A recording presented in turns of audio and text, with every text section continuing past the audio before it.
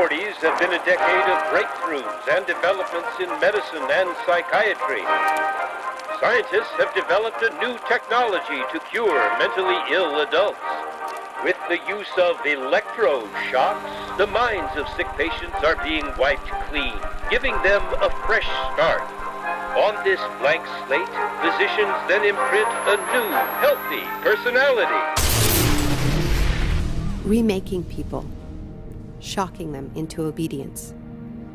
This is a story about that powerful idea. In the 1950s, it caught the attention of the CIA. The agency funded a series of experiments. Out of them was produced a secret handbook on how to break down prisoners. The key was using shock to reduce adults to a childlike state.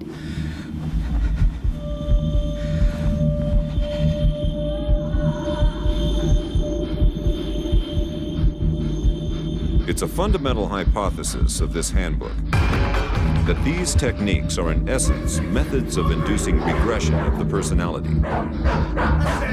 There is an interval, which may be extremely brief, of suspended animation, a kind of psychological shock or paralysis.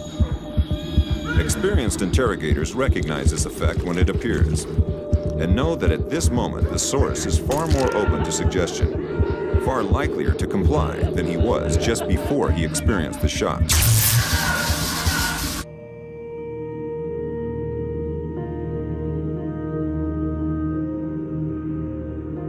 But these techniques don't only work on individuals. They can work on whole societies. A collective trauma, a war, a coup, a natural disaster, a terrorist attack puts us all into a state of shock. And in the aftermath, like the prisoner in the interrogation chamber, we too become childlike, more inclined to follow leaders who claim to protect us. One person who understood this phenomenon early on was the most famous economist of our era, Milton Friedman. Friedman believed in a radical vision of society in which profit and the market drive every aspect of life, from schools to healthcare, even the army. He called for abolishing all trade protections, deregulating all prices, and eviscerating government services. These ideas have always been tremendously unpopular, and understandably so. They cause waves of unemployment, send prices soaring, and make life more precarious for millions.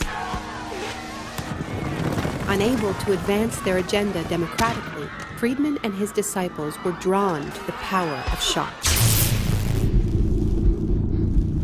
The subject should be rudely awakened and immediately blindfolded and handcuffed. When arrested at this time, most subjects experience intense feelings of shock, insecurity, and psychological stress. The idea is to prevent the subject from relaxing and recovering from shock.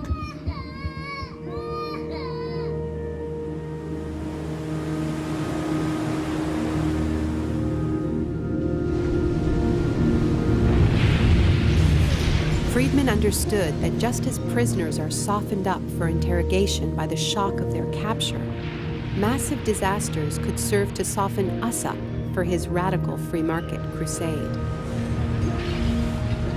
He advised politicians that immediately after a crisis, they should push through all the painful policies at once before people could regain their footing.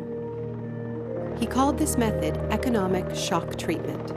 I call it the shock doctrine. Take a second look at the iconic events of our era, and behind many, you will find its logic at work. This is the secret history of the free market. It wasn't born in freedom and democracy. It was born in shock.